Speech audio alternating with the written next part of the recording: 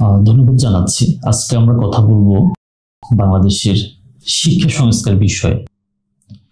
জুলাই পরবর্তী সময় আমরা প্রত্যাশা করেছিলাম যে আমাদের শিক্ষক, শিক্ষা প্রতিষ্ঠান, শিক্ষার পরিপূর্ণ পরিবেশের জন্য হয়তো আমাদের অন্তর্বর্তীকালীন সরকার কাজ করবেন, কিন্তু সেটির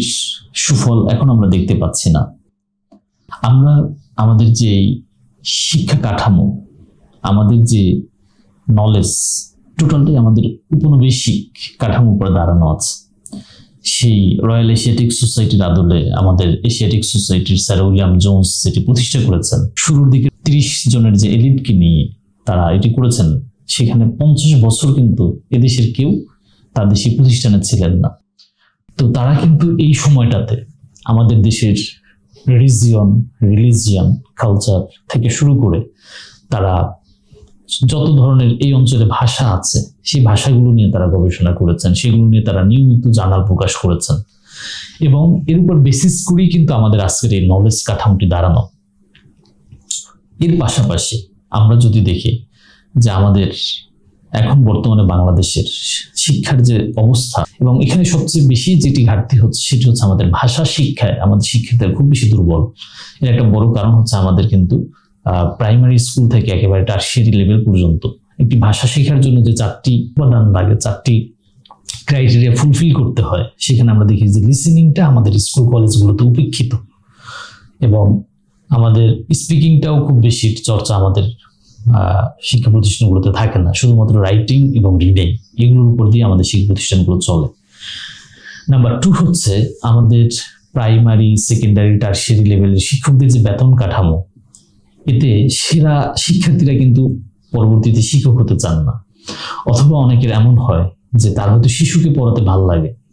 কিন্তু তিনি শিশুকে পড়াতে চান না এই কারণে যে প্রাইমারির এবং টারশিয়ারি লেভেলের বা অথবা ইউনিভার্সিটি লেভেলের শিক্ষকদের সুবিধা, তাদের মান, এগুলোর মধ্যে এক ধরনের তারতম্য আছে। তো এই যে একটা জাত প্রথা, এই জাত প্রথা কিন্তু আমাদের শিক্ষাঙ্গনে একটা বড় ধরনের নেগেটিভ প্রভাব ফেলে, কারণ আমাদের মেধাবীরা কিন্তু কেউ আসলে শিক্ষাঙ্গনে ফিরে আসেন না। ফলে শিক্ষাঙ্গনে অনেকটা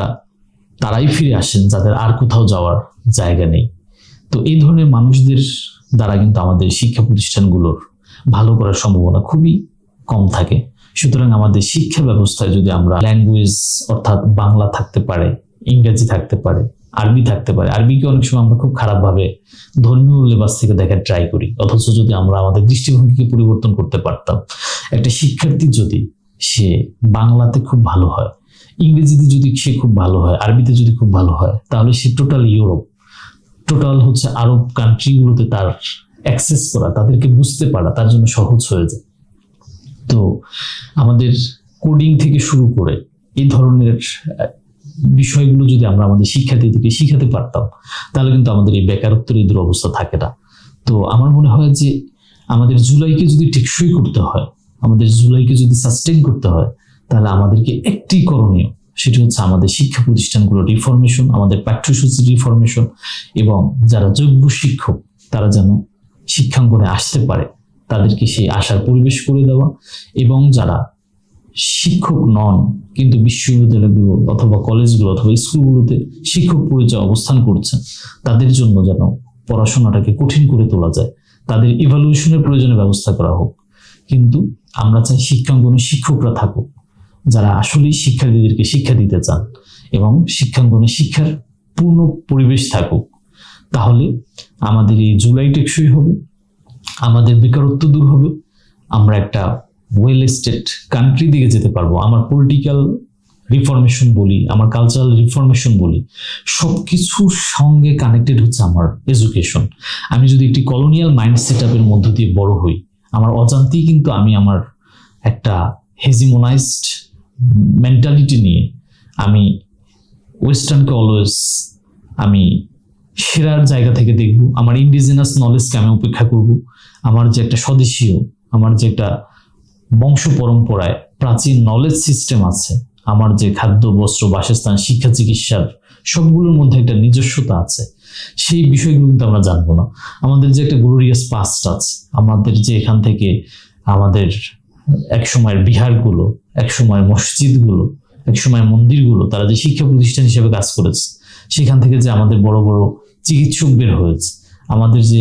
বড় বড় ধরনের বুদ্ধিজীবী বের হয়েছে, অতীশ দীপঙ্কর থেকে শুরু করে আমরা যদি মধ্যযুগে দেখি তাহলে গিয়াসউদ্দিন আজম শাহ, জালালউদ্দিন মোহাম্মদ শাহ, তারা কিন্তু মানে দেশের বাইরের শিক্ষা প্রতিষ্ঠানগুলোতেও তারা এখান থেকে ডোনেট করেছে। আমরা শেখ শরফুদ্দিন আবু তাওয়ামার কথা বলতে পারি, এরকম বিদগ্ধজনরাও কিন্তু মধ্যযুগে আমরা দেখি যে তারা বাংলায় এসেছে। তো এই ধরনের সংস্কৃতি তখন আবার কামব্যাক করবে যদি আমরা এই বিষয়টাতে ফোকাস করি। এবং আমার উদাত্ত আহ্বান থাকবে, যারা যেখানে যেভাবেই পারেন আমাদের গোটা শিক্ষা সংস্কারের জায়গায় আপনারা ঐক্যবদ্ধ হন, অ্যাওয়ারনেস ক্রিয়েট করুন, এবং আমাদের যে কলোনিয়াল যে এডুকেশন সিস্টেম এবং আমার যে নলেজ, সেখান থেকে কিভাবে আমরা বের হয়ে আসতে পারি সেটার জন্য আমাদের সুদূর প্রসারী কাজ করা দরকার। প্রত্যেকটা সেক্টরে আমরা কিভাবে কলোনিয়াল ফ্রেমওয়ার্কের মধ্যে বন্দী হয়ে আছি, আমাদের আইন নিয়ে আমরা কোনো বিচার পাই না, আমাদের শিক্ষায় আমরা কোনো আমাদের জীবনের প্রবলেম সলভিং এর কোনো সলিউশন পাই না, আমাদের স্বাস্থ্যর আমাদের সুরক্ষা দেওয়ার জন্য আমাদের প্রতিষ্ঠানগুলো খুব ভালোভাবে কাজ করছে না, ফলে আমাদের যে মৌলিক অধিকার সেই জায়গা থেকে কিন্তু আমরা বঞ্চিত হচ্ছি। ফলে আমার মনে হয় যে আমরা যদি জুলাইকে সাস্টেন করতে চাই, এই জায়গাগুলো রিফরমেশন হলে তবেই আমরা একটা সুন্দর বাংলাদেশ, যেটি আমাদের শহীদদের চাওয়া, যেটি আমাদের পঙ্গুত্ব বরণ করেছে যারা জুলাই তাদের চাওয়া, এবং যারা আমরা এইটার জন্য লড়াই করেছি সকলের চাওয়া তখন পূর্ণ হতে পারে।